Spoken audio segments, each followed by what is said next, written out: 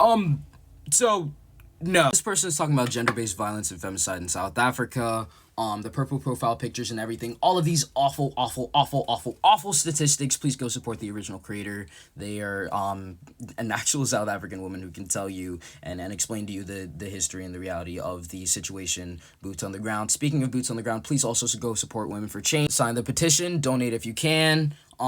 This is a structural issue, and Women for Change is doing the boots on the ground work to change it systematically. But some people can't see it like that. Some people will see violence in Africa and say, of course it happens, because they're black. And while this person is just being racist, I think that still leaves kind of a void as to why this violence is occurring, and understanding why that violence is occurring is fundamental to addressing said issue and addressing similar issues that occur in the future and contemporarily.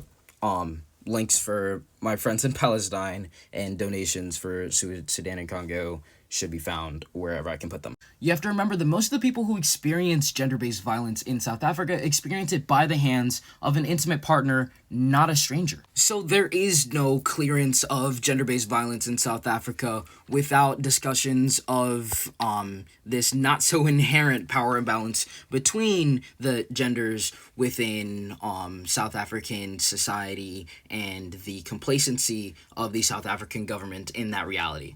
This is a cyclical problem that was ignored at the start of this new South African government at the end of apartheid South Africa, and according to this HSRC report, the gender-based violence is incredibly disproportionate for women with disabilities, which is why we see it so hard for women, especially disabled women, to find ways to break out of cycles of poverty, in which case they're much, much more likely to be abused or hurt because of their vulnerable position. We see this in the legislation. South Africa, this law was, I think it was repealed in like 2019, said Al Jazeera, but like that was implemented after apartheid South Africa was abolished.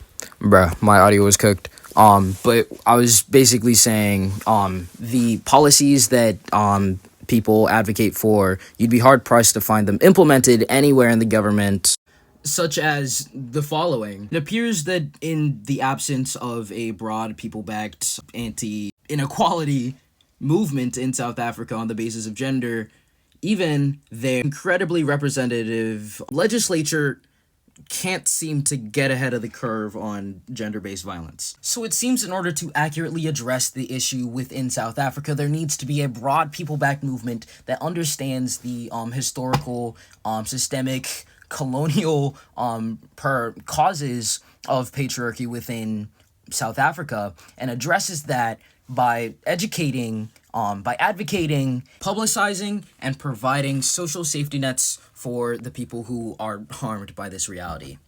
Can't stress this enough. Women for Change.